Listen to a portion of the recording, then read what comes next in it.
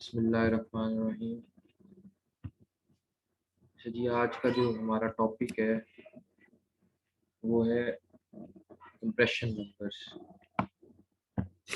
Last हमने इससे पहले जो डिस्कस किया था वो किया था about tension members.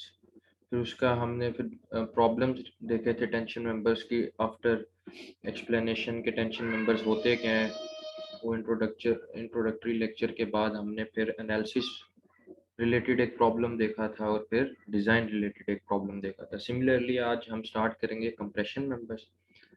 Compression members का इंट्रोडक्टरी लेक्चर है ये।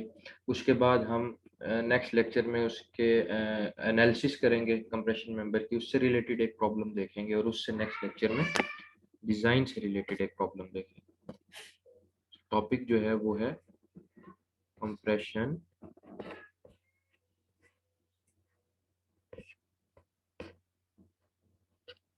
मेंबर्स।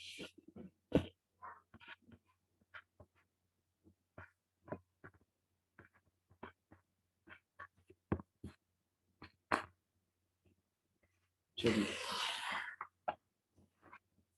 अब कंप्रेशन मेंबर्स कौन से मेंबर्स होते हैं? ऐसे members which are subjected to axial compression forces. ठीक है, so those members which are subjected to axial compressive forces उन्हें हम कहते हैं कंप्रेशन मेंबर्स। जैसे कि टेंशन मेंबर्स में हमने पढ़ा था कि टेंशन मेंबर्स वो मेंबर्स होते हैं जो कि axial tensile forces which are subjected to axial tensile forces. तो कंप्रेशन मेंबर्स कौन से मेंबर्स हैं which are subjected to axial compressive forces? Members which are subjected to axial compressive forces।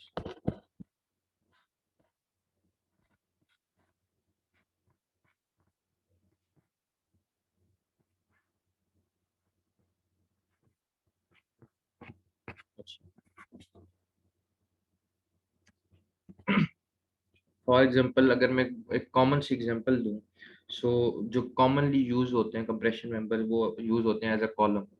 Building structure में देखा होगा जो कॉलम्स होते हैं वो कंप्रेशन मेंबर। ठीक है, जो कॉलम बिल्डिंग स्ट्रक्चर में प्रोवाइड किया जाता है उसको हम क्या कहते हैं, वो कंप्रेशन मेंबर है। मोस्ट कॉमनली यूज जो कंप्रेशन मेंबर है वो कॉलम है। इसके अलावा कंप्रेशन मेंबर ब्रिज पियर्स में, जो ब्रिज पियर्स हैं, ठीक है, वो कंप्रेशन मेंबर्स हैं। ठीक है, एग्जांपल्स में मोस्ट कॉमनली जो यूज कंप्रेशन मेंबर है वो है कॉलम।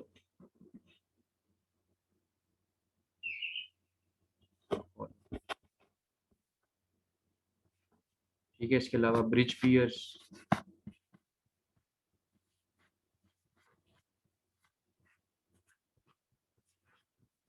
ब्रिज पियर्स के अलावा जो ब्रेसेस यूज होती हैं फ्रेम स्ट्रक्चर में। ठीक है, braces use in frame structure.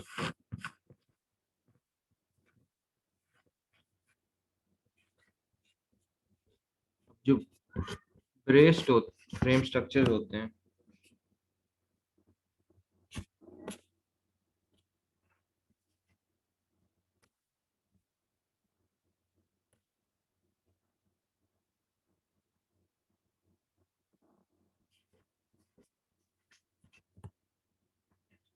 अब जो ब्रेसेस यूज होती हैं फ्रेम स्ट्रक्चर में वो बेसिकली उनका पर्पस क्या होता है? इन ब्रेसेस का जो हम फ्रेम स्ट्रक्चर में यूज करते हैं, इनका पर्पस होता है to provide resistance to horizontal forces. ठीक है, सो जो ब्रेसेस होती हैं फ्रेम स्ट्रक्चर में, ठीक है, provide resistance to horizontal forces.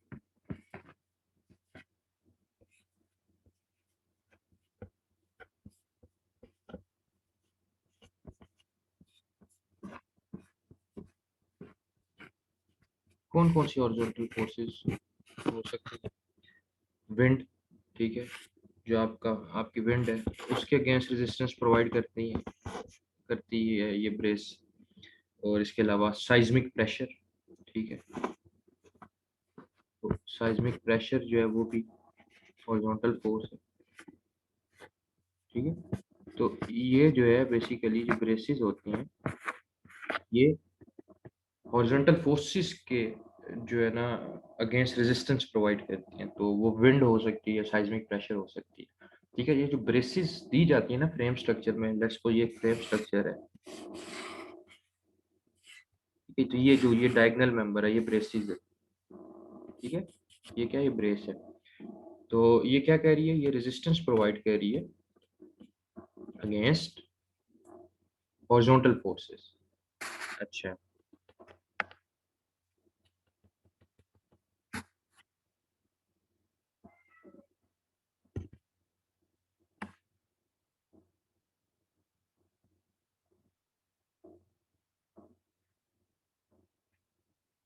ठीक है, तो ये भी एक एग्जांपल है कंप्रेशन मेंबर की। इसके अलावा ये तो हो गया। नेक्स्ट आपका जो है, और क्या एग्जांपल हो सकती है इसके अलावा, जो ट्रसेस में कॉर्ड्स होती हैं या वेब्स होती हैं, वो भी जो है वो कंप्रेशन मेंबर्स की एग्जांपल है, वो भी कंप्रेशन मेंबर है। ठीक है, कॉर्ड्स एंड वेब्स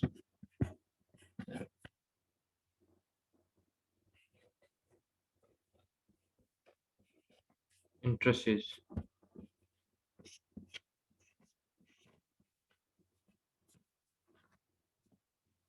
ठीक है, ठीक है, ये जो है आप इसको गूगल कर सकते हो कि ट्रसेस में कॉर्ड्स क्या होता है और वेब क्या होता है। अभी मेरे पास वो पिक्चर अवेलेबल नहीं है, नहीं तो मैं आपको दिखाता। ठीक है, सो जो कॉर्ड्स होती हैं ट्रस में या वेब होती है, वो भी जो है वो कंप्रेशन मेंबर्स हैं। ठीक है, सो कंप्रेशन मेंबर क्या था कि the member which is subjected to axial compressive forces. ठीक है, उसको हम कहते हैं कंप्रेशन मेंबर। अब कंप्रेशन मेंबर में हमने एग्जांपल्स देखी कि कौन कौन से कंप्रेशन मेंबर होते हैं। जो most commonly use compression member है वो क्या है, कॉलम। इसके अलावा जो ब्रिज के पियर्स होते हैं, ठीक है, वो भी कंप्रेशन मेंबर्स हैं। ब्रेसिस जो फ्रेम स्ट्रक्चर में प्रोवाइड की जाती हैं, इसके अलावा ट्रसेस में जो कॉर्ड्स होती हैं या वेब्स होती हैं, ये भी सारे क्या कंप्रेशन मेंबर है, because all these members are subjected to axial compressive forces. तो ये था कंप्रेशन मेंबर। इसके अलावा अब मैं बात करता हूँ, लेट्स सपोज ये मेरा एक कंप्रेशन मेंबर है, एक कॉलम है।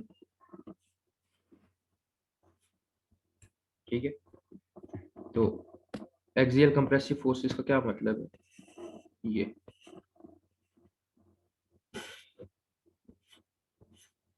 ठीक है, ये अब फोर्सेस जो लग रही है वो कौन सी फोर्सेस है, कंप्रेसिव फोर्सेस। अच्छा, इन फोर्सेस की वजह से क्या होगा, इन फोर्सेस की वजह से जो एक्सियल कंप्रेसिव लोड है ये क्या करेगा, इट टेंड्स टू स्क्वीज और शॉर्टन अ मेंबर। उस मेंबर को एक तो शॉर्ट करेगा या फिर उसको स्क्वीज करेगा। स्क्वीज मीन कंप्रेस करेगा। ठीक है, यूं करके कुछ एक शेप लेगा ये मेंबर।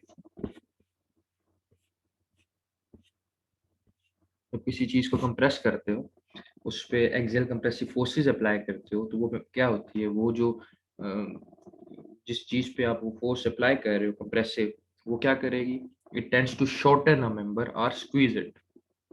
ठीक है, सो ये जो एक्सियल कंप्रेसिव लोड है, ठीक है, ये क्या कर रहा है, it tends to squeeze, squeeze mean compress,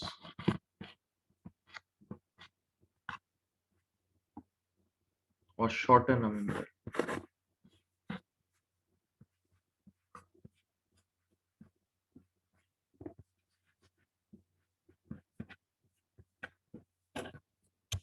ठीक है, अच्छा, ये फिनोमेना कब होता है, ये जो अभी मैंने बताया कि जो एक्सियल कंप्रेसिव फोर्सेस है दे टेंड टू स्क्वीज और शॉर्टन अ मेंबर, ये फिनोमेना होता है इन case of short columns. Columns जो है वो शॉर्ट है।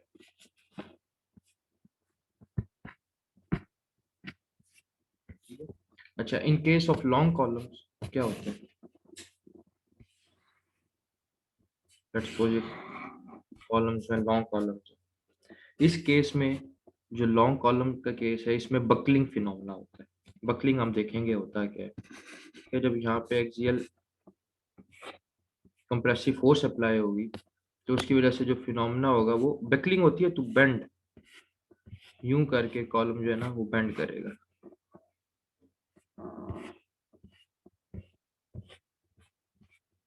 ठीक है,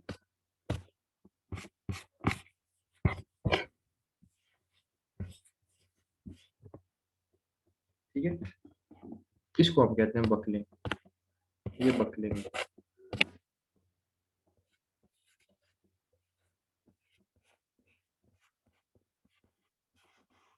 ठीक है, ये इन केस ऑफ लॉन्ग कॉलम ये फिनोमेना होता है। ठीक है, जो शॉर्ट कॉलम्स होते हैं दे फेल इन क्रशिंग, वो क्रश होती है, उनमें क्रशिंग होती है। और जो लॉन्ग कॉलम्स होते हैं दे फेल इन बकलिंग, उनमें बकलिंग फिनोमेना होता है। ठीक है, सो लॉन्ग कॉलम्स।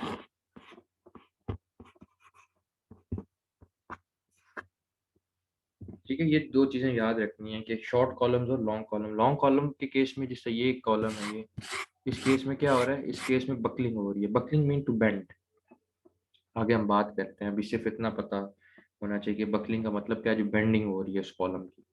इसके अलावा शॉर्ट कॉलम में क्या होता है कि जब एक्सियल कंप्रेसिव फोर्सेज अप्लाई होती हैं तो दैट मेंबर जो है वो क्या करता है, इट स्क्वीज और गेट शॉर्टेड। ठीक है, और while in case of long columns कौन सा फिनोमेना हो रहा है, बकलिंग फिनोमेना हो रहा है। तो ये जो दो तीन चीजें ये पता होनी चाहिए। अच्छा, इसके केस, इसके अलावा जो है ना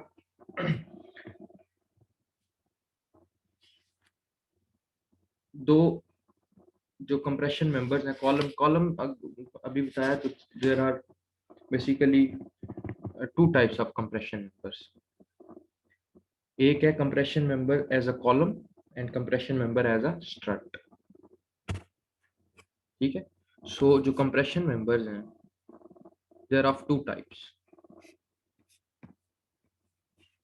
जनरली अगर मैं बात करूं कंप्रेशन मेंबर्स की, ठीक है, मैंने अभी बताया था कंप्रेशन मेंबर्स क्या क्या है, कॉलम, ब्रिज पियर्स, इसके अलावा जो कॉर्ड्स हैं, वेब्स हैं ट्रसेस में, इसके अलावा जो ब्रेसेस होती हैं फ्रेम स्ट्रक्चर में, ये सब क्या है, कंप्रेशन मेंबर्स हैं। अगर जनरली बात करूं तो कंप्रेशन मेंबर्स की दो टाइप्स, ठीक है, वो कौन कौन सी हैं, कॉलम्स और स्ट्रट्स। हम एक ही जनरली बात, हम कॉलम ही कहते हैं हर चीज को। डिफरेंस क्या है कॉलम और स्ट्रट में, ठीक है, दो टाइप्स हैं, कॉलम्स एंड स्ट्रट्स। अब कॉलम क्या होता है, कॉलम बेसिकली हमेशा याद रखना, इट इज वर्टिकली ओरिएंटेड। जो भी चीज जिसकी ओरिएंटेशन वर्टिकल होगी उसको हम कॉलम कहेंगे। ठीक है, सो कॉलम इज, पहली बात, कॉलम इज वर्टिकली ओरिएंटेड।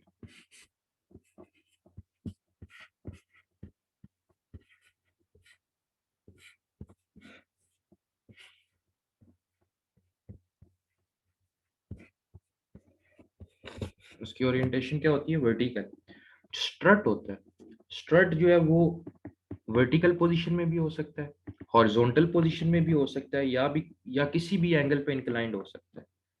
यानी कि इसकी जो ओरिएंटेशन है वो इंक्लाइंड भी हो सकती है, वर्टिकल भी हो सकती है और हॉरिजॉन्टल भी हो सकती है। सो स्ट्रट और कॉलम में क्या फर्क है, कॉलम हमेशा वर्टिकली ओरिएंटेड होता है, लेकिन स्ट्रट जो होता है, strut it can be, it can be horizontally oriented. ठीक है, हॉरिजॉन्टली ओरिएंटेड, वर्टिकली ओरिएंटेड, तीनों में से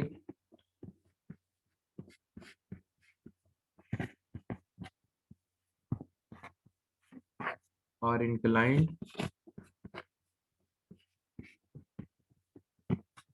एट एन एंगल।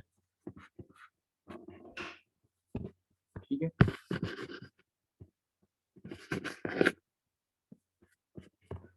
तो जो स्ट्रट है, अच्छा अब यहाँ पे मजे की बात, जो वर्टिकली ओरिएंटेड स्ट्रट होती है ना, वर्टिकली ओरिएंटेड स्ट्रट, उसको हम कहते हैं कॉलम। अभी मैंने बात की कि स्ट्रट वर्टिकली ओरिएंटेड भी हो सकती है, हॉरिजॉन्टली ओरिएंटेड भी हो सकती है, या किसी भी एंगल पे इंक्लाइंड भी हो सकती है। अगर स्ट्रट जो है, वही स्ट्रट वो वर्टिकली ओरिएंटेड है, तो वो स्ट्रट क्या बन जाएगी, कॉलम बन जाएगी।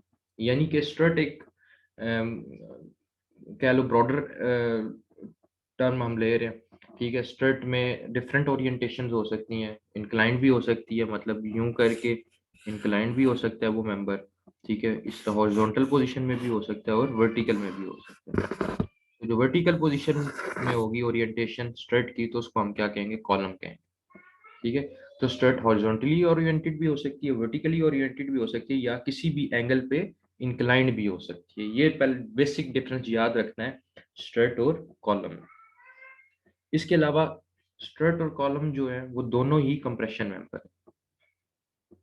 ठीक है, बोथ आर कंप्रेशन मेंबर्स, ये तो पता है, अभी बताया कि बोथ आर कंप्रेशन मेंबर्स। ये दोनों जो हैं ये कंप्रेशन मेंबर्स हैं because they are subjected to compression.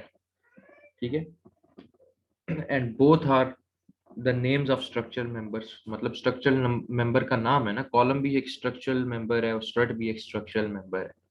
सो दोनों जो हैं वो कंप्रेशन मेंबर्स हैं, और दोनों जो हैं they are the names of structural members. एक ये चीज होगी। ठीक है, इसके अलावा स्ट्रट जो होती है it is mostly use in roof trusses and steel bridges. ठीक है, ये कहाँ पे ज्यादातर यूज होती है? स्ट्रट मोस्टली जो यूज की जाती है वो रूफ ट्रसेस में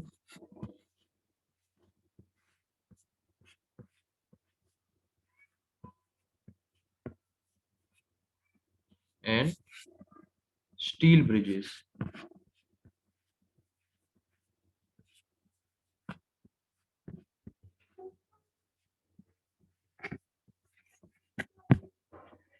सो स्ट्रट जो होती है मोस्टली इसका यूज जो होता है वो रूफ ट्रसेस में होता है, और इसके अलावा स्टील ब्रिजेस में होता है। अच्छा, इसका मेन पर्पस क्या होता है स्ट्रट का? बेसिकली जो मेन पर्पस है ना स्ट्रट का, वो है to maintain the rigidity of the structure. किसी भी स्ट्रक्चर की रिजिडिटी को मेंटेन करना।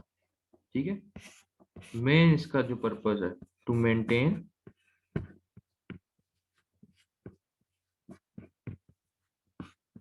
The rigidity of the structure.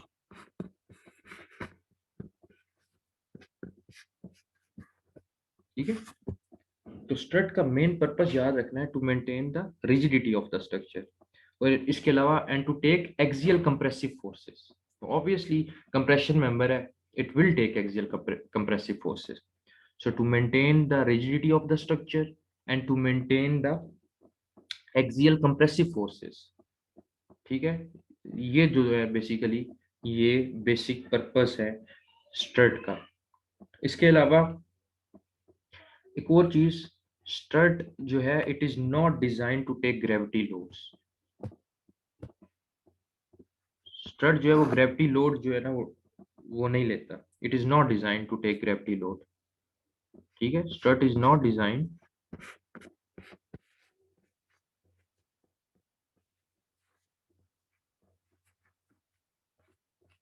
To take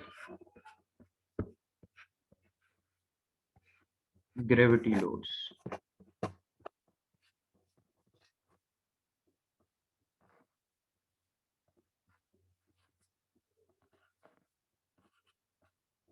gravity load basically किसको कहते हैं? जो vertical forces that acts on a structure उसको हम कहते हैं ग्रेविटी लोड। ठीक है, एंड जो ग्रेविटी लोड है it simulate the force of gravity, it replicate the force of gravity. ठीक है, सो ग्रेविटी लोड क्या है? जो वर्टिकल फोर्सेस स्ट्रक्चर पे लग रही होती है ना, all the vertical forces that act on a structure उसको हम कहते हैं ग्रेविटी लोड। एंड जो स्ट्रट होता है उसको हम ग्रेविटी लोड के लिए डिजाइन नहीं करते। स्ट्रट जो है it is not design to take gravity load, ये चीज याद रखनी है। अगर ऑन द अदर हैंड जो कॉलम होता है it is design to take gravity load. Strut gravity load नहीं लेता, जो वर्टिकल फोर्सेस जो स्ट्रक्चर पे लग रही होती है। लेकिन जो कॉलम होता है, कॉलम, अच्छा ये रूफ ट्रसेस और स्टील ब्रिजेस में यूज होता है, column mainly use in buildings.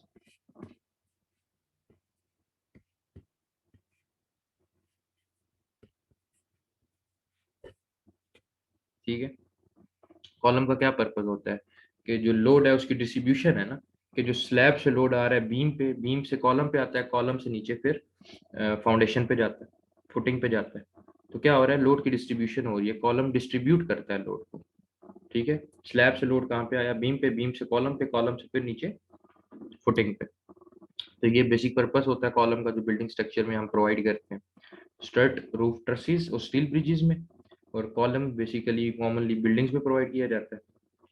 अच्छा, जो स्ट्रट थी it is not design to take gravity load, but column is design to take gravity load. ठीक है, ग्रेविटी लोड क्या है? The vertical forces that act on a structure, वो उसको हम कहते हैं ग्रेविटी लोड। सो जो कॉलम होता है, it is designed to take gravity load. इसके अलावा डिजाइंड टू टेक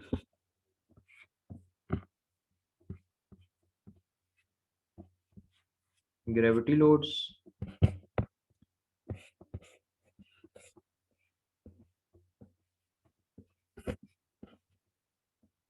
इसके अलावा bending, it is also designed to take bending and shear।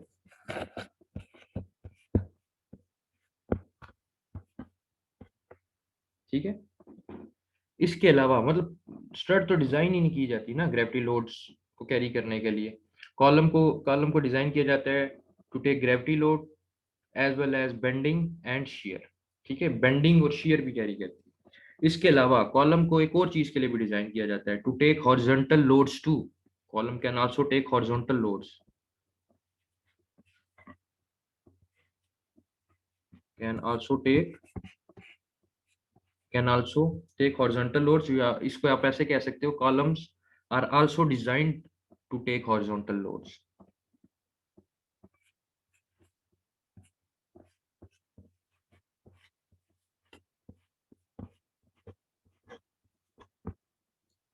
Horizontal loads, किस टाइप का हॉरिजॉन्टल लोड? जैसे कि विंड, ठीक है, लाइक विंड या फिर अर्थक्वेक।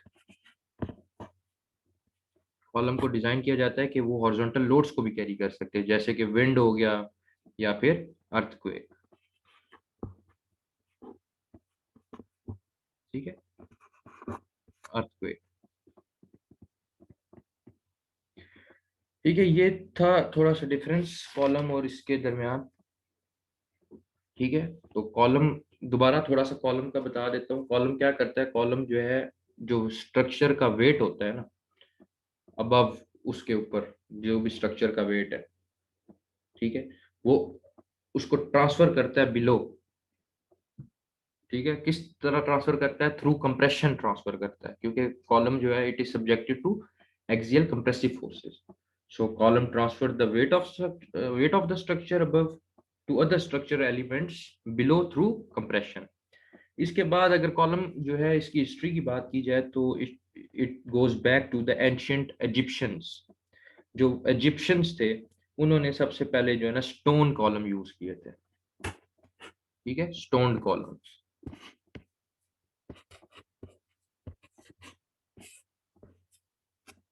इजिप्शियंस,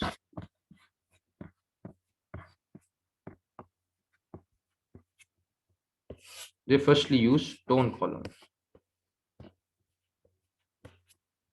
उसके बाद आजकल आप देखते हो कि columns they are made of the combination of steel and concrete. ठीक है, कंक्रीट और स्टील का मिक्सचर है ना कॉलम, उनको हम क्या कहते हैं? जो कंक्रीट और स्टील का मिक्सचर हो, reinforced concrete.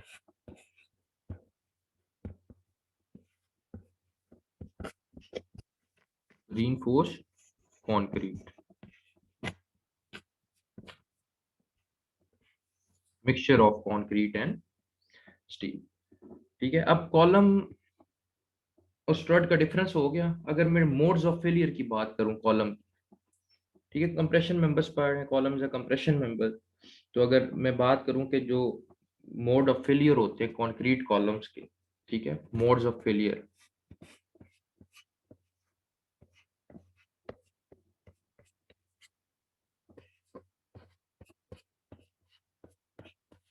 Modes of failure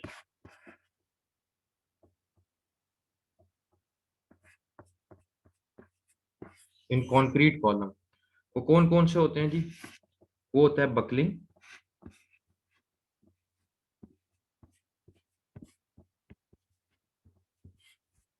वो होता है shear, और वो हो सकता है प्योर कंप्रेशन।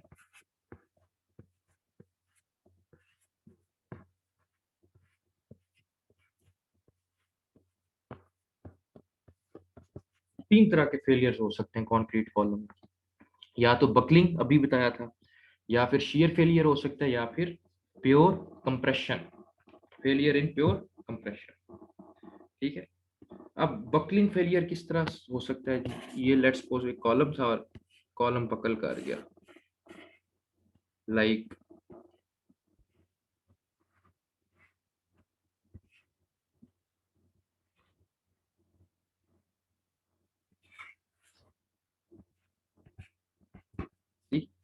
ये कॉलम था, कॉलम क्या हो गया, बकल कर गया। बकल मीन के व्हेन लेटरल बेंडिंग अकर्स, ये क्या हो रही है, बेंडिंग हो रही है ना, इस साइड पे क्या हो रहा है, ये बेंड हो रहा है ना कॉलम, और इस बेंडिंग को क्या कह रहा हूँ, लेटरल साइड पे। ठीक है, लेटरल बक इसको कहूंगा बेंडिंग। ठीक है, this is the lateral bending. So when lateral bending occurs we can say that the column has buckled. ठीक है, so that lateral bending is called buckling. ये जो लेटरल बेंडिंग है,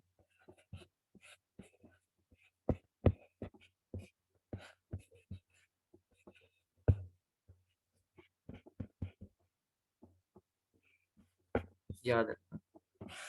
ठीक है, सो कॉलम का जो फेलियर मोड था पहला, बकलिंग। बकलिंग क्या होती है, जो लेटरल बेंडिंग होती है। ठीक है, इस लेटरल बेंडिंग को कहते हैं जी बकलिंग।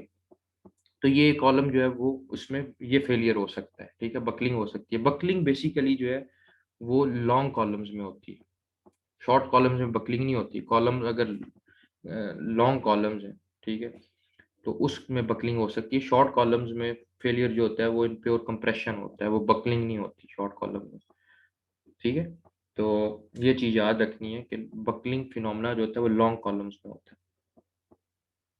अच्छा, इसके बाद सेकंड फेलियर की तरफ चलते हैं। शीयर, शीयर से आप लोग फेमिलियर हो। शीयर फेलियर कैसे हो सकता है? देखिए कॉलम था,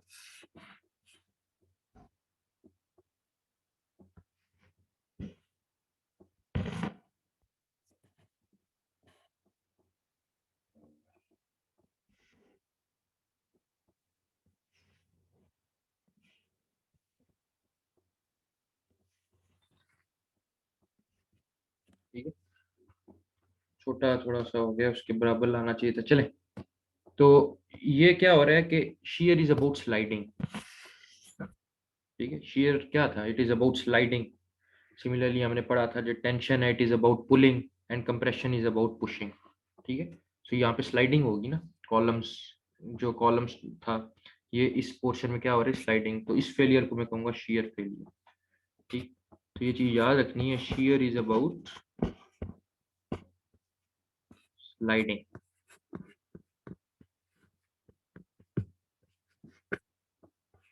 कंप्रेशन क्या था, compression is about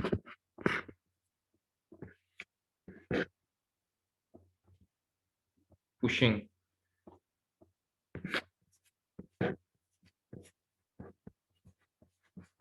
and tension is about pulling।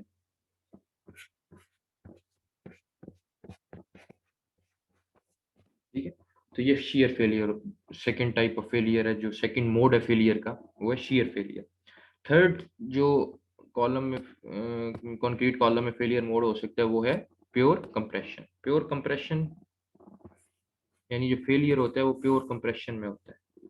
यहाँ पे जाके ना कॉलम इस जगह पे, ठीक है, यहाँ पे इसमें जो है ना स्क्वीज हो जाता है, सॉरी स्वेल हो जाता है, यहाँ पे क्रश हो जाता है, ये जो पोर्शन है।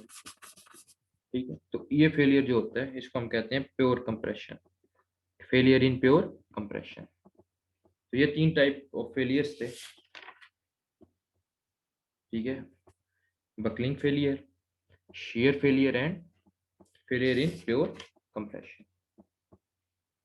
ठीक है, तो ये कॉलम बेसिकली कंक्रीट कॉलम्स के मोड ऑफ फेलियर थे।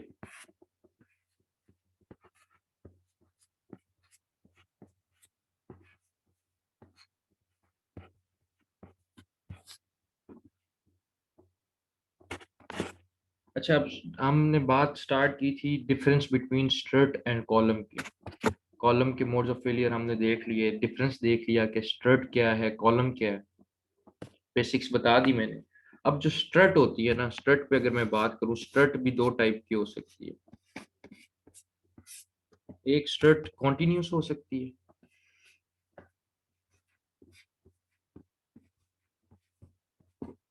एक टाइप उसकी कॉन्टिन्यूस,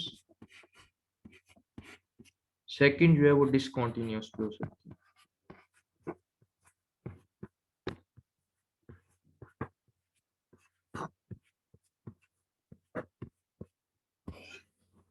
ठीक है, सो स्ट्रट जो है दो टाइप की हो सकती है, कॉन्टिन्यूस एंड डिसकॉन्टिन्यूस। अब कॉन्टिन्यूस स्ट्रट क्या होती है जी? कॉन्टिन्यूस स्ट्रट मेंबर जो होता है वो कौन सा मेंबर होता है? Similarly this continuous strut member. अब कॉन्टिन्यूस स्ट्रट मेंबर मतलब it is a compression member which is continuous over a number of joints. ठीक है, it is continuous over a number of joints.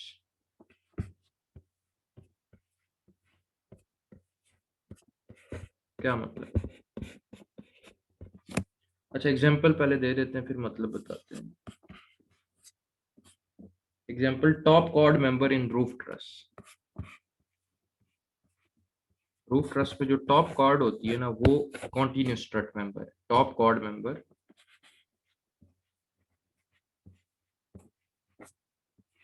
In roof truss.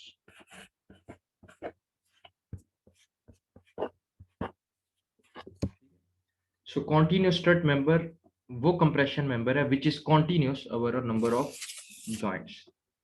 ठीक है, continuous होता है। क्या example है? जो रूफ ट्रस का टॉप कॉर्ड मेंबर होता है उसको हम कहते हैं, लेट्स सपोज ये मेरे पास रूफ ट्रस है।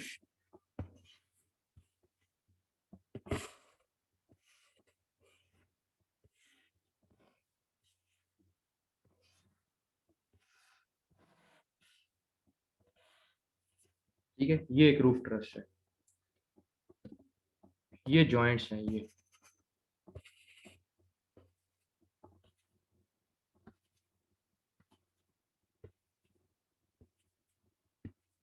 अब मैंने क्या कहा था? कॉन्टिन्यूस स्ट्रट मेंबर वो मेंबर होता है compression which is continuous over a number of joints, जो कॉन्टिन्यूस होता है over a number of joints. अब ये जो मेंबर है ये जो है ये वाली, ये देखो ये कॉन्टिन्यूस है, ये टॉप। ठीक है, इस कॉन्टिन्यूस एक जॉइंट से दूसरा जॉइंट, मतलब ये यहाँ से यहाँ तक चली, फिर यहाँ से आगे कंटिन्यू होगी, फिर आगे अगर ये फर्दर और इस तरह आगे है तो ये आगे कंटिन्यू रहेगी।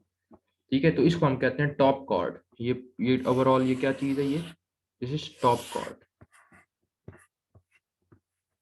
रूफ ट्रस ये ओवरऑल क्या है? ये रूफ ट्रस है ना एक,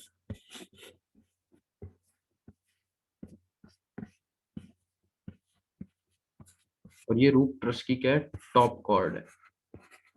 तो ये टॉप कॉर्ड है रूफ ट्रस की, it is continuous over a number of joint, तो इसको मैं कहता हूँ it is a continuous strut member. तो ये कौन सी है?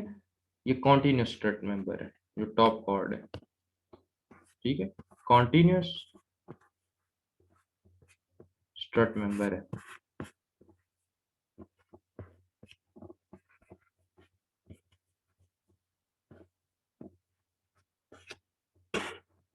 वापिस आता हूँ, सेकंड जो था वो था मेरे पास discontinuous strut member.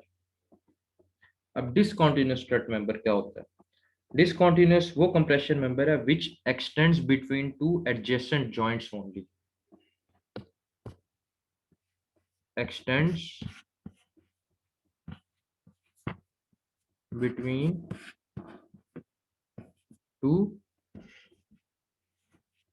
Adjacent joints only.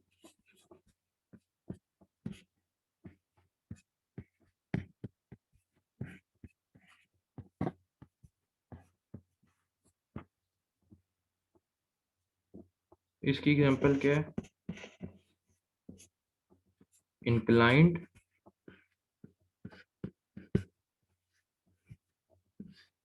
और vertical member of roof truss only.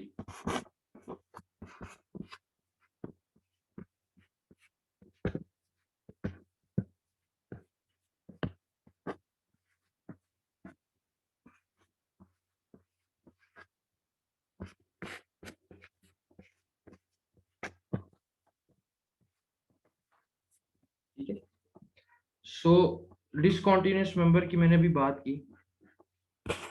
Discontinuous member क्या होता है कि वो कंप्रेशन मेंबर विच x tends between two adjacent joints. मतलब ये देखो, ये एक जॉइंट है एडजेसेंट, एक ये और ये। तो ये जो मेंबर है, ये वाला मेंबर, ये वाला मेंबर, ये वाला, ये वाला, ये वाला, ये वाला, या फिर ये वाला, दे extend between two adjacent joints. तो इनको हम कहेंगे डिसकंटिन्यूअस स्ट्रट मेंबर। अब क्या का एग्जांपल क्या थी, रूफ ट्रस के जो इंक्लाइंड या वर्टिकल मेंबर्स होते हैं, तो इसमें कोई वर्टिकल मेंबर है नहीं, इस ट्रस में वर्टिकल मेंबर नहीं है ना, इंक्लाइंड तो है ना। ये इंक्लाइंड मेंबर है, ये इंक्लाइंड मेंबर है, ये इंक्लाइंड है, ये इंक्लाइंड है, ये इंक्लाइंड है, ये सो ये जो मेंबर्स हैं इनको हम कहेंगे discontinuous roof, discontinuous strut member. ठीक है, तो ये जो है ये क्या है, discontinuous strut members.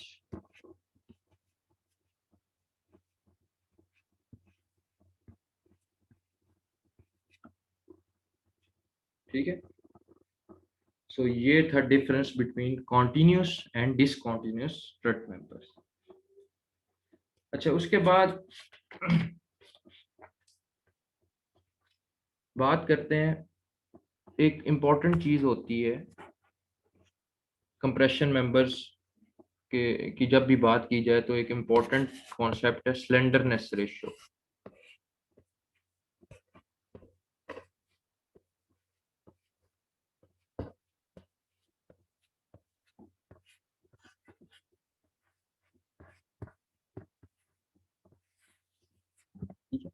Slenderness ratio is basically, it is the tendency of compression member to buckle.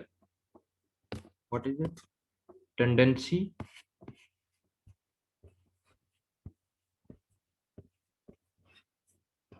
of compression member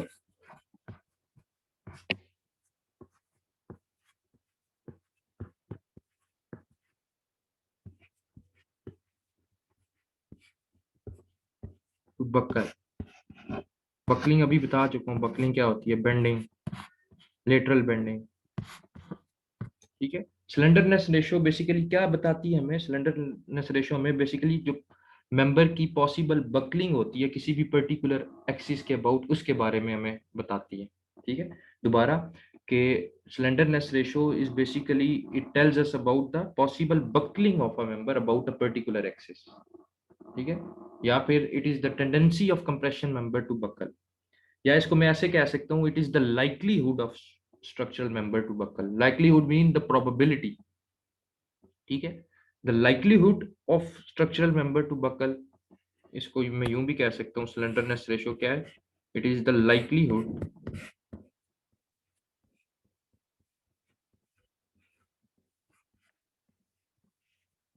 of structural member to buckle.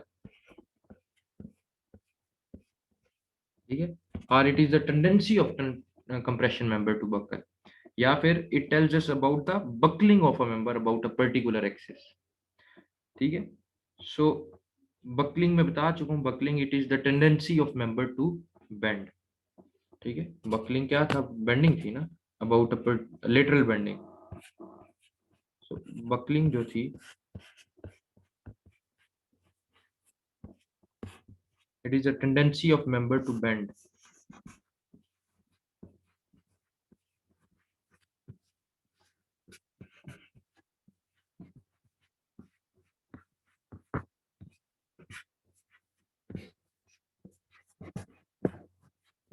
ठीक है, सो स्लेंडरनेस रेशियो, चलो ये तो हमने बात कर ली कि स्लेंडरनेस रेशियो का कॉन्सेप्ट क्या है।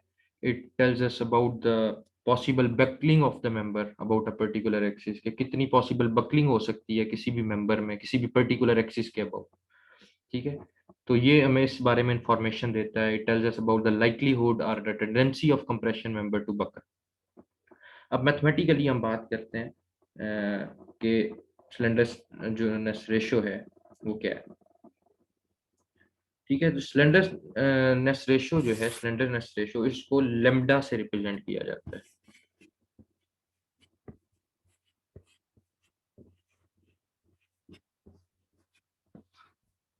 ठीक है, सो लेम्डा जो होता है वो किसके इक्वल होता है, L E divided by R minimum. ये जो एल ई है, it is effective length. L E क्या होता है, अफेक्टिव लेंथ ऑफ मेंबर, किसी भी मेंबर की इफेक्टिव लेंथ।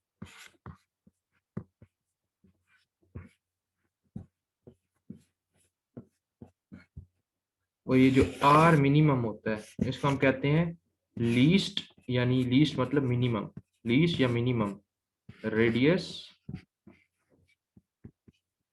Of gyration.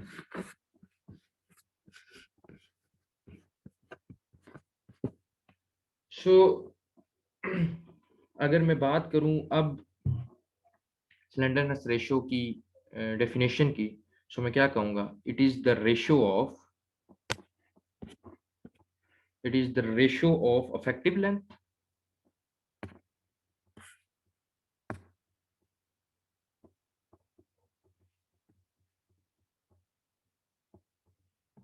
ठीक है, it is the ratio of effective length of a member to its least radius of gyration. So the ratio of effective length to the least radius of gyration is called slenderness ratio.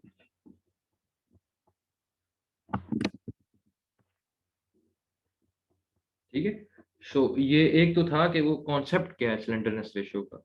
It is the likelihood of compression member to buckle, or it tells us about the buckling of a member about a particular axis।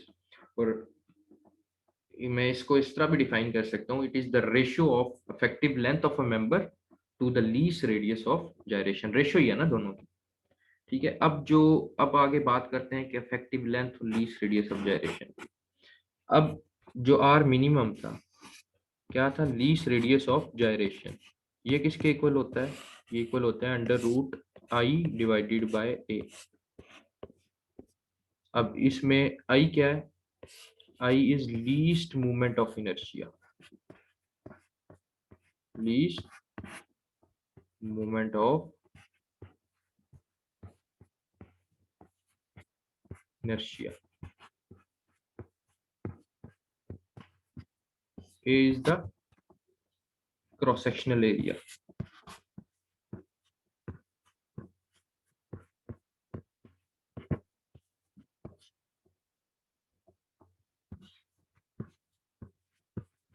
So radius of gyration को मैं कैसे define कर सकता हूँ, radius of gyration को मैं इस तरह डिफाइन कर सकता हूँ, मैं कह सकता हूँ कि it is the square root of, देखो स्क्वायर रूट है, it is the square root of moment of inertia and the cross sectional area of a member. ठीक है, so it is the square root of moment of inertia, it is base नहीं, it is the square root of a ratio of, ratio है ना, it is the square root of the ratio of moment of inertia and cross sectional area of member. इसको हम कहते हैं least radius of radius of gyration. अब radius of जो gyration है,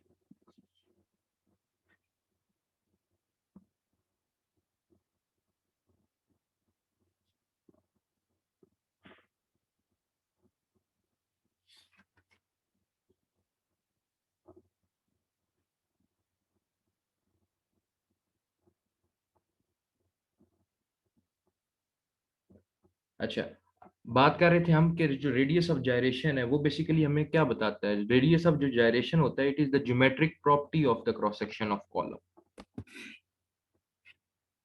ये कॉलम के जो क्रॉस सेक्शन है उसकी ज्योमेट्रिक प्रॉपर्टी होती है, is the geometric property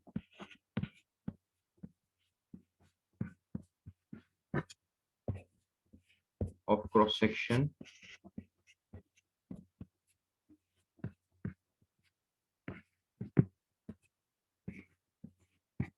of column, ठीक है। और it is basically it is the measure of cross sectional area of column, ठीक है। So radius of gyration it is the measure of cross sectional area of column और it is the geometric property of cross section of column. अच्छा, जितनी ज्यादा, एक एक चीज note की होगी कि जो रेडियस ऑफ gyration है आर, ये इनवर्सली प्रोपोर्शनल है स्लेंडरनेस रेशियो की, ठीक है। ये क्या है, lambda is inversely proportional to R minimum, ठीक है। सो जो रेडियस ऑफ gyration है वो स्लेंडरनेस रेशियो के इनवर्सली प्रोपोर्शन है।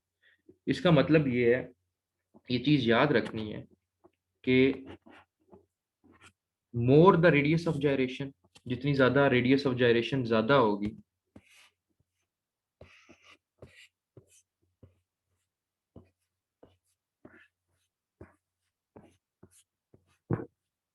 देखो जितनी ज्यादा रेडियस ऑफ gyration होगी इसका मतलब ये है कि सिलेंडरनेस रेशियो उतनी ही कम है, ठीक है। जितनी ज्यादा रेडियस ऑफ gyration होती है ना, उतना ज्यादा लोड जो है वो एक मेंबर कैरी कर सकता है without buckling. More the radius of gyration यानी R, more the R, more the radius of gyration, more the load,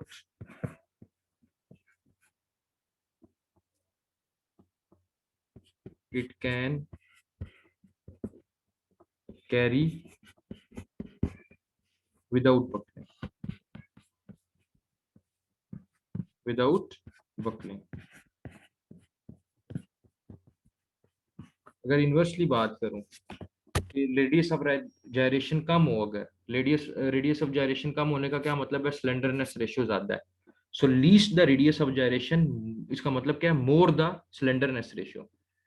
अगर स्लेंडरनेस रेशियो ज्यादा हो और रेडियस ऑफ gyration कम हो, इसका मतलब ये है कि the more the tendency of column to buckle, ठीक है। Least the radius of gyration, radius of gyration कम होने का क्या मतलब है, लेमडा ज्यादा है, ठीक है। द मोर द टेंडेंसी, अच्छा यहाँ पे जो था वो कॉलम था, कॉलम की बात हो रही थी, ठीक है। Least the radius of gyration the more the tendency of column to buckle.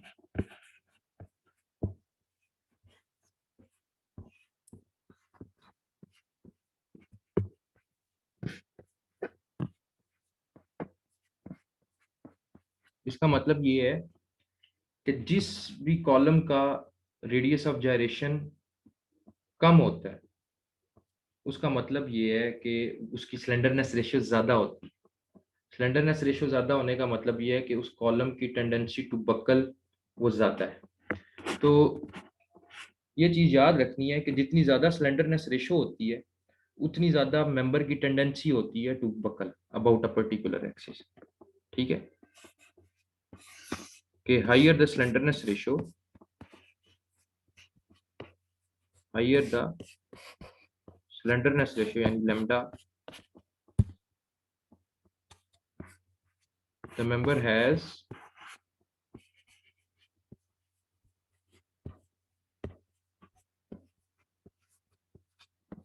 higher tendency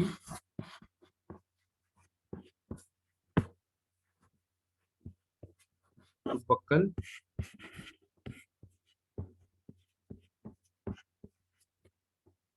about a particular axis।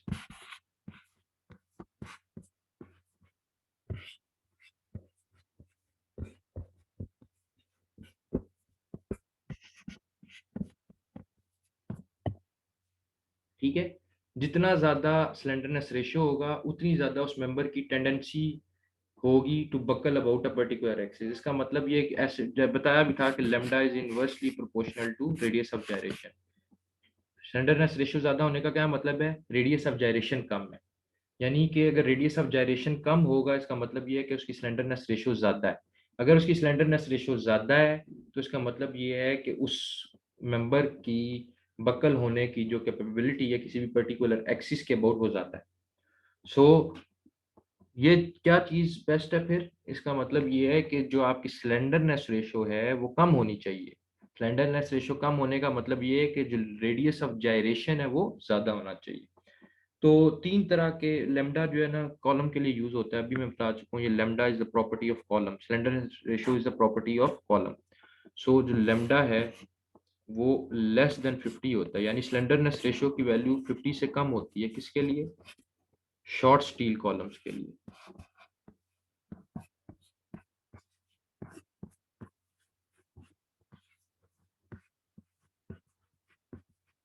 Lambda is what? Slenderness ratio. अच्छा, स्लेंडरनेस रेशियो की वैल्यू 50 से 250 के बिटवीन होती है और इंटरमीडिएट स्टील कॉलम्स।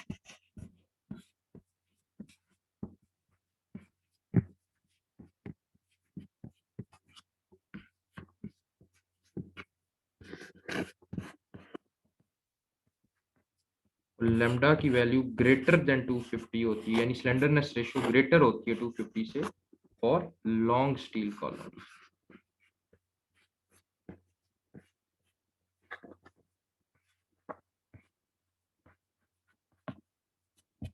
ठीक है, तो ये चीज पता होनी चाहिए। So for short steel column, lambda is less than 50. For long steel column, lambda is greater than 250. And for intermediate steel columns, lambda is between 50 to 250. अच्छा, इसके बाद स्ट्रट के केस में ना, जो स्ट्रट होता है, दो केसेस होते हैं लोडिंग के लिहाज से। दो केसेस होते हैं स्ट्रट में, according to the loading condition या according to the load acting on a strut. There are two cases in case of strut. वो कौन कौन सा केस हो सकता है लोडिंग का? एक केस हो सकता है या cases of strut according to loading condition.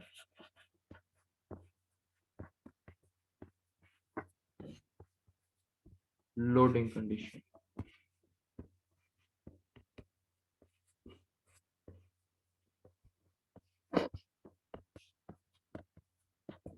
वो दो तरह के केसेस हो सकते हैं। एक हो सकता है कंसेंट्रिक लोडिंग, यानी जो लोड लग रहा है वो कंसेंट्रिक है, कंसेंट्रिक लोड। एक कंडीशन हो सकती है एसेंट्रिक लोड, एसेंट्रिक लोड। ठीक है, कि लोड कंसेंट्रिक हो सकता है या फिर इसेंट्रिक हो सकता है। इसका मतलब क्या है कंसेंट्रिक लोड का? अगर किसी भी स्ट्रक्चरल मेंबर के सेंट्राइड पे लोड एक्ट कर रहा हो, यानी उसके सेंट्राइड से लोड पास कर रहा हो, जो लाइन ऑफ एक्शन है, तो उस लोड को हम कहेंगे कंसेंट्रिक लोड। यानी कि if load is acting at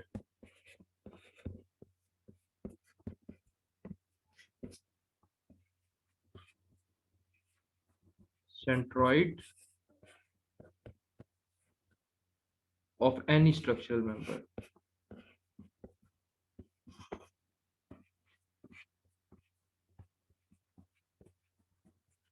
हम यहाँ पे क्योंकि स्ट्रट पढ़ रहे हैं, तो स्ट्रट के केस में अगर लोड सेंट्रॉइड से पास कर रहा होगा तो वो कौन सा केस होगा स्ट्रट का? वो कंसेंट्रिक लोडिंग केस होगा स्ट्रट का।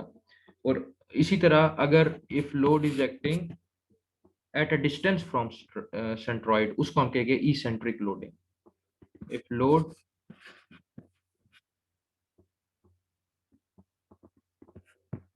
is acting at a distance from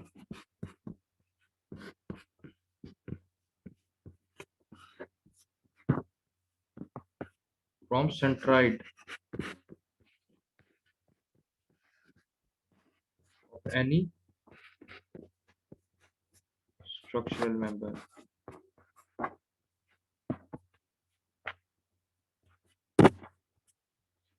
अब देखो कंसेंट्रिक लोड क्या था, लेट्स सपोज ये मेरे पास एक स्ट्रक्चरल मेंबर है, उसका सेंट्रॉइड ये है, ठीक है। अगर लोड उसके सेंट्रॉइड से पास कर रहा है, ये लाइन ऑफ एक्शन है ना,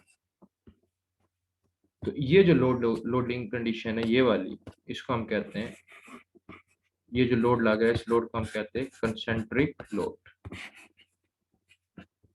ठीक है। कि क्या कर रहा है, जो लोड एक्ट कर रहा है वो उसके सेंट्रॉइड पे एक्ट कर रहा है। अगर लेट्स सपोज एक स्ट्रक्चरल मेंबर है,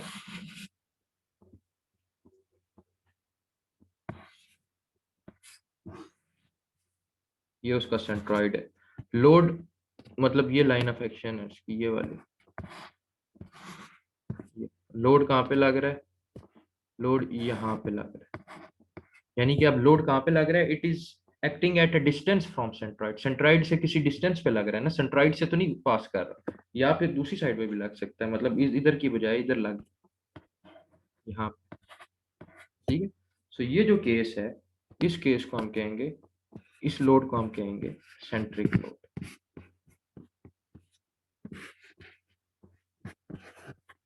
ठीक है।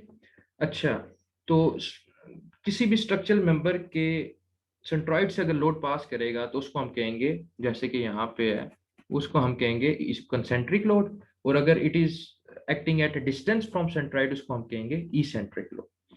तो सेंट्रॉइड बेसिकली क्या होता है कि सेंट्रॉइड वो पॉइंट होता है जहाँ पे किसी भी क्रॉस सेक्शन का जो एरिया होता है, यानी जो एरिया होता है क्रॉस सेक्शन का वो इवनली डिस्ट्रीब्यूट होता है, दिस इज द पॉइंट, ठीक है, about which the area of the cross section is evenly distributed, that is the centroid. पढ़ चुके हो, बेसिक है सेंट्रॉइड के बारे में।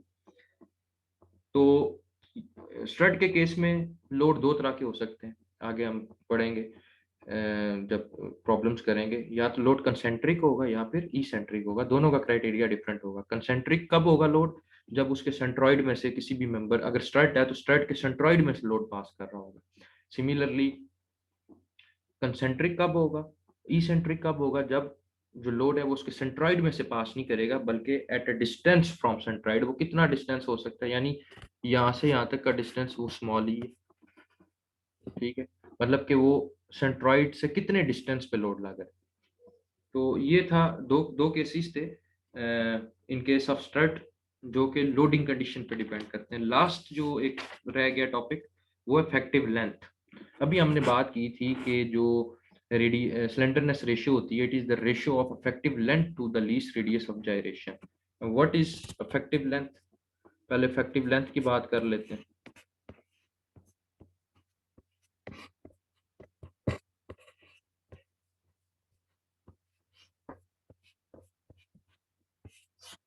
इफेक्टिव लेंथ होती है, इट इज द, याद रखना, it is the length between points of zero bending moment,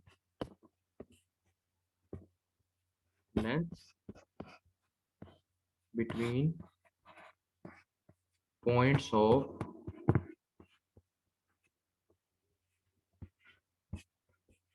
zero bending moment। अच्छा, जो जीरो बेंडिंग मूवमेंट होता है ना, point of zero bending movement, इसका एक और नाम होता है, इसको हम कहते हैं पॉइंट ऑफ इन्फ्लेक्शन। आर यहाँ पे मैं लिख सकता हूँ, आर पॉइंट ऑफ इन्फ्लेक्शन।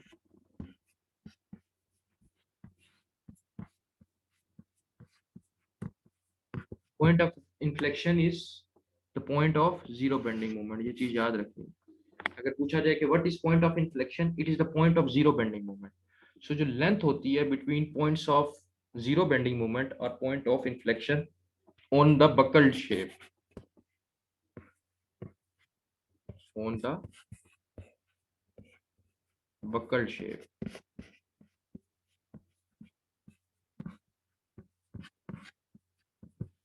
उसको हम कहते हैं इफेक्टिव लेंथ। एग्जांपल एक देख लेते हैं कि क्या मतलब है जी length between point of zero bending moment. Let's suppose ये मेरे पास एक मेंबर है जो दोनों साइड से फिक्स्ड है, एक कॉलम है दोनों साइड से फिक्स्ड है, जैसे बिल्डिंग कॉलम्स होते हैं। अब इसमें जो बकलिंग होगी ना, आप पढ़ चुके हो, बकलिंग का जो फिनोमेना होगा वो कैसे होगा, वो यूं करके बकल करेगा, ये यूं करके, यानी बकलिंग जो हो रही है वो यहाँ से यहाँ तक हो रही है, ऐसे ही है। सो ये जो डिस्टेंस है यहाँ से यहाँ तक, इसको हम कहते हैं इफेक्टिव लेंथ, एल ई। क्या मतलब, it is the distance, it is the length between points of zero bending moment. इस पॉइंट पे बेंडिंग मोमेंट क्या था, जीरो, और इस पॉइंट पे भी बेंडिंग मोमेंट क्या था, जीरो। ठीक है, so it is the length between points of zero bending moment और पॉइंट ऑफ इन्फ्लेक्शन।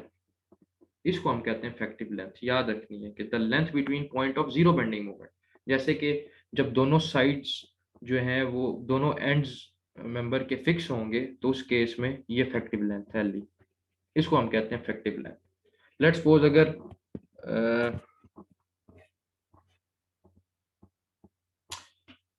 ये होता,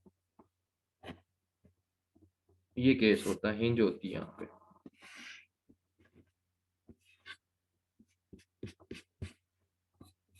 हिंज के केस में कैसे होती है बेंडिंग, ये यूं करके बकलिंग होती है। तो अब इस केस में इफेक्टिव लेंथ कहाँ से कहाँ तक होती है, ये पूरी होती है, क्योंकि अब यहाँ से शुरू हो रही है ना बकलिंग, इस पॉइंट से। So this is the point of zero bending moment, this is the point of zero bending moment. ठीक है, तो अब ये इफेक्टिव लेंथ होती है एल, जो कि किसके इक्वल होती है, ओरिजिनल लेंथ के इक्वल होती है। ठीक है, so the point of zero bending moment, मेरा पॉइंट आई थिंक समझ गए होगे कि जो जीरो बेंडिंग मोमेंट के पॉइंट्स हैं उन दोनों के दरमियान जो लेंथ होती है। ठीक है, जैसे कि ये बकल शेप जो बन रही है, वो वाली जो लेंथ है उसको हम कहते हैं इफेक्टिव लेंथ। ठीक है, तो अब इफेक्टिव लेंथ के अकॉर्डिंग टू IS 8002007 जो इफेक्टिव लेंथ है कंप्रेशन मेंबर की, वो हम देख लेते हैं, जो लास्ट टॉपिक था हमारा, कि इफेक्टिव लेंथ क्या होती है कंप्रेशन मेंबर की। इफेक्टिव लेंथ ऑफ कंप्रेशन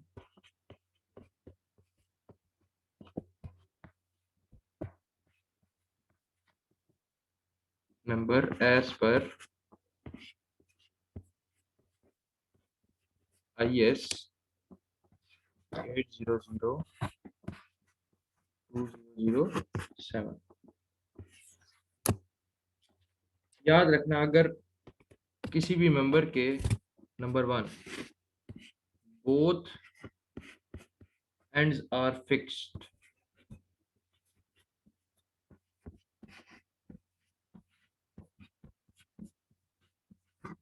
यानी अगर एक मेंबर है उसके दोनों एंड्स फिक्स हों, यहाँ से भी और यहाँ से भी दोनों एंड्स फिक्स हैं, तो उस केस में इफेक्टिव लेंथ जो होती है वो इक्वल होती है 0.65 एल के।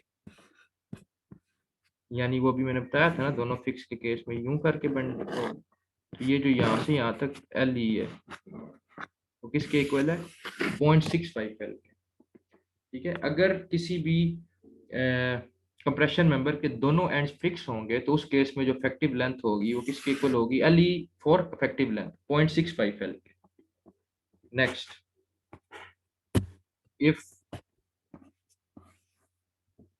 one end is fixed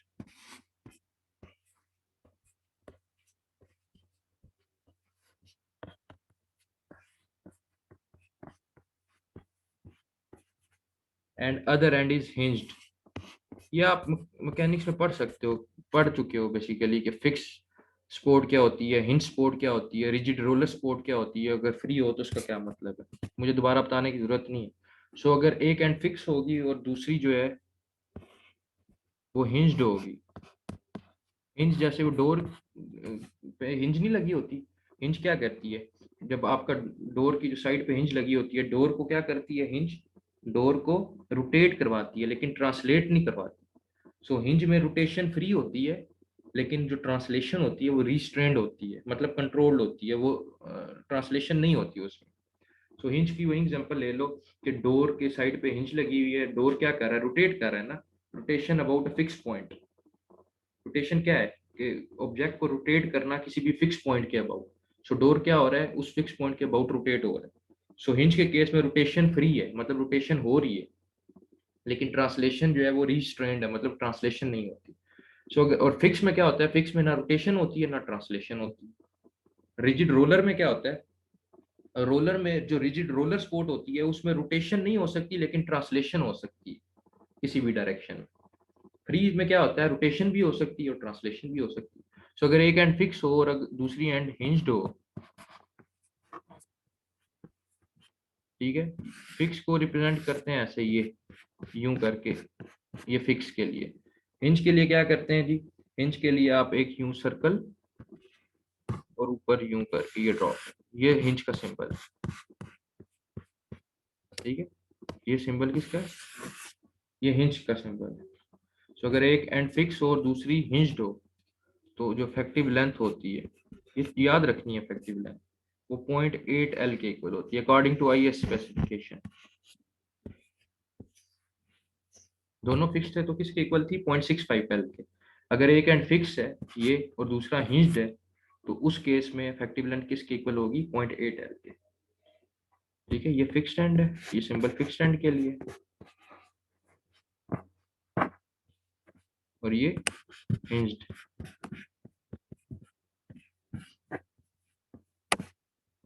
ठीक है, next, if both ends are hinged, जैसे पहले में both are fix, if both ends are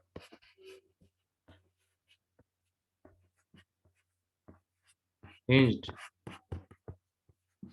अगर दोनों एंड्स हिंज्ड हो, यानी कि इधर भी हिंज है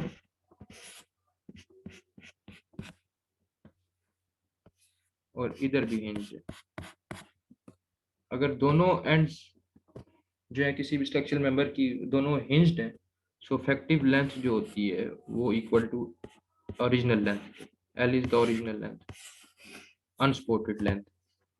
ठीक है, so L is equal to L। ये थर्ड था। फोर्थ केस क्या बन सकता है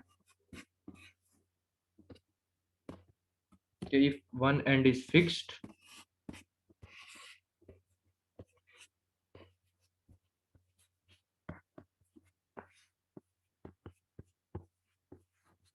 and other end is free,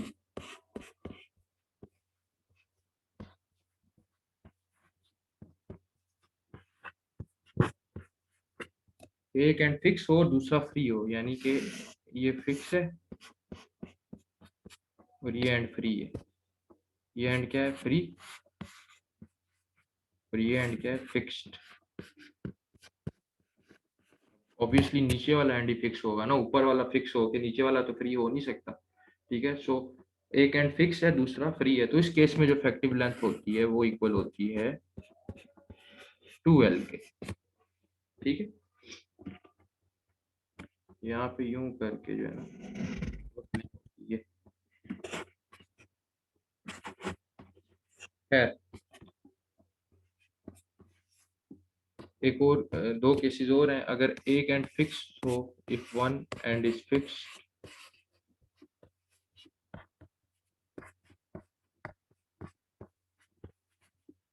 and other and is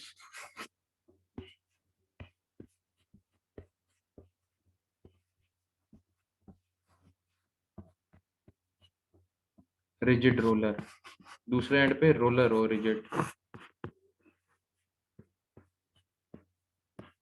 roller sport हो, यानी कि इस एंड पे ये इस तरह करके रोलर स्पोर्ट है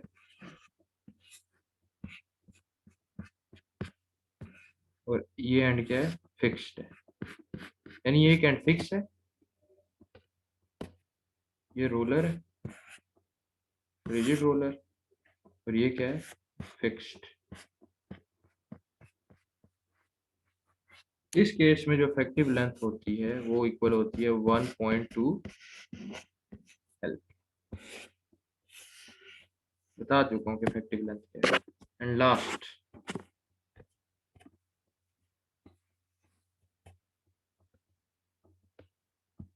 कि एक एंड हिंज्ड हो, if one end is hinged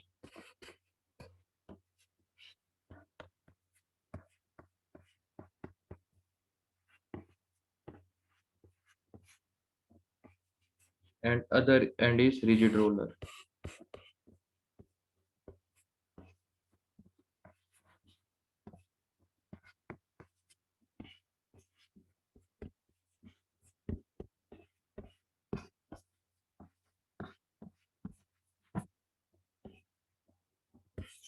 इस केस में क्या होगा कि एक एंड जो है वो हिंज्ड है, ये हिंज्ड, और जो दूसरा एंड है वो रोलर है, रिजिड। यानी ये वाला जो है वो हिंज्ड है और ये जो है रिजिड रोलर है। इस केस में जो इफेक्टिव लेंथ होती है वो इक्वल होती है तब भी 2L के इक्वल। ये 6 केसेस थे, ठीक है, effective length of compression member के। एक लास्ट चीज के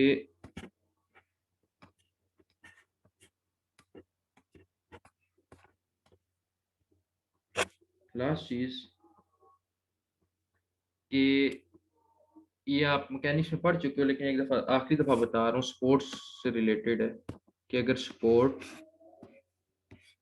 यानी वो जो स्पोर्ट है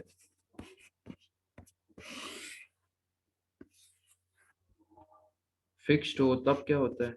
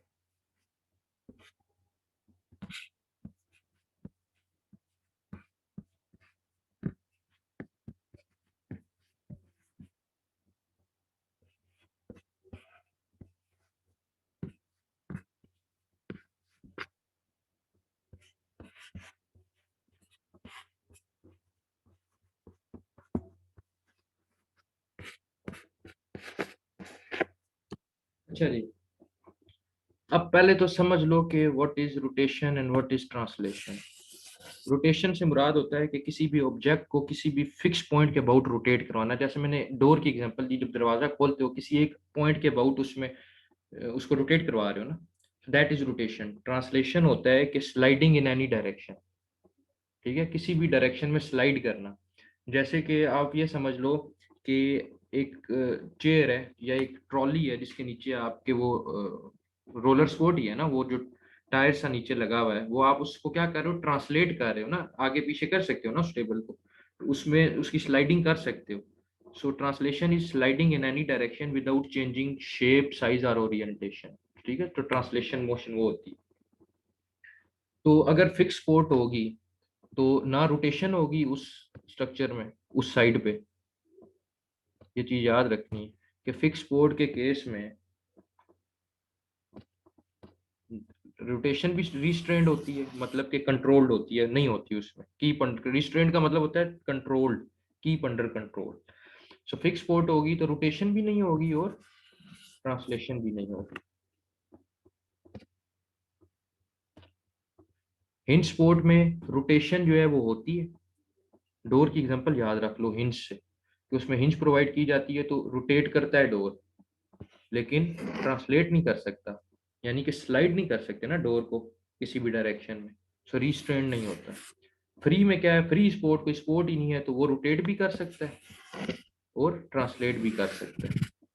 रिजिड रोलर, रोलर के केस में वो ट्रॉली याद रख लो जिसके नीचे वो रोलर सपोर्ट लगी होती है, ठीक है। ब्रिज की एग्जांपल याद कर लो, जो ब्रिज होते हैं उनमें रोलर सपोर्ट दी जाती है। ब्रिज में देखो ट्रांसलेशन होती है, यानी bridge to and fro move कर सकते हैं लेकिन रोटेट नहीं कर सकते। ब्रिज जो होते हैं, ठीक है, उनमें टू एंड फ्रो मोशन होती है लेकिन वो रोटेट नहीं कर सकते। सो रिजिड रोलर के केस में ब्रिज में जो सपोर्ट दी जाती है उसे रॉकर सपोर्ट कहते हैं, वो भी रोलर ही है, खैर उसमें थोड़ा सा डिफरेंस है। सो रिजिड रोलर के केस में रोटेशन रिस्ट्रेंड होती है, कंट्रोल्ड होती है और ट्रांसलेशन फ्री होती है। तो ये मैकेनिक्स का थोड़ा सा कॉन्सेप्ट था जो मैंने वैसे ही बता दिए। सो ट्रांसलेशन और रोटेशन में फ़र्क पता होना चाहिए, और ये पता होना चाहिए कि स्पोर्ट्स हैं उनमें क्या चीज़ रिस्ट्रेंड है यानी कंट्रोल्ड है और क्या चीज़ फ्री है, ठीक है। तो ये था जी basic introductory lecture about compression members. Next lecture में हम डिज़ाइन प्रॉब्लम्स देखेंगे। अब कंप्रेशन जो मेंबर्स होते हैं उनमें दो तरह के प्रॉब्लम्स होते हैं, जैसे मैंने बताया था टेंशन मेंबर्स में, कि कंप्रेशन मेंबर्स टेंशन मेंबर में दो तरह के प्रॉब्लम्स क्या क्या किए थे हमने, एनालिसिस एंड डिज़ाइन। एनालिसिस में क्या होता है कि एक सेक्शन आपको दिया जाएगा और आपसे डिज़ाइन स्ट्रेंथ के बारे में पूछा जाएगा, ठीक है। एनालिसिस में दो तरह के प्रॉब्लम होंगे ना, एनालिसिस रिलेटेड, जैसे टेंशन मेंबर में भी थे। एनालिसिस में डिज़ाइन किसी भी सेक्शन की प्रॉपर्टीज, सेक्शन की जो है ज्योमेट्री दे दी जाएगी और उसके डिज़ाइन स्ट्रेंथ के बारे में पूछा जाएगा। जो दूसरा डिज़ाइन होता है, डिज़ाइन में आपको जो है वो लोड दे दिया जाता है और आपको कहा जाता है कि कोई भी सेक्शन है वो सिलेक्ट करो about that particular load capacity. So design वाले उसमें आपको लोड प्रोवाइड कर दिया जाएगा और ये कहा जाएगा कि किसी भी उस पर्टिकुलर लोड कैपेसिटी के अकॉर्डिंग जो है उस सेक्शन को डिज़ाइन करो, ठीक है। ये बेसिकली एनालिसिस और डिज़ाइन के हम प्रॉब्लम करेंगे इसमें भी। और अब तीन तरह के बेसिकली जो है केसेस होते हैं। एक होता है कि design of axial compression members, एक होता है design of single angle strut और design of double angle strut, ठीक है। तीन डिफरेंट केसेस पढ़ेंगे और तीनों केसेस के डिफरेंट डिफरेंट हम फार्मूलाज को स्टडी करेंगे, ठीक है। जो मेन फार्मूला यूज़ होता है वो एक बता देता हूँ, for the design of axially loaded compression member, ठीक है। फॉर डिज़ाइन ऑफ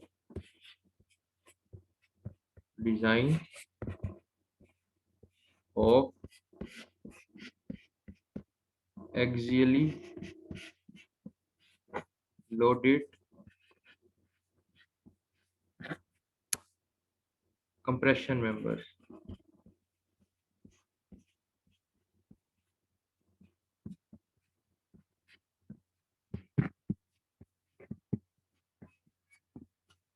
वो फार्मूला क्या है, P D is equal to A E multiply by F C D.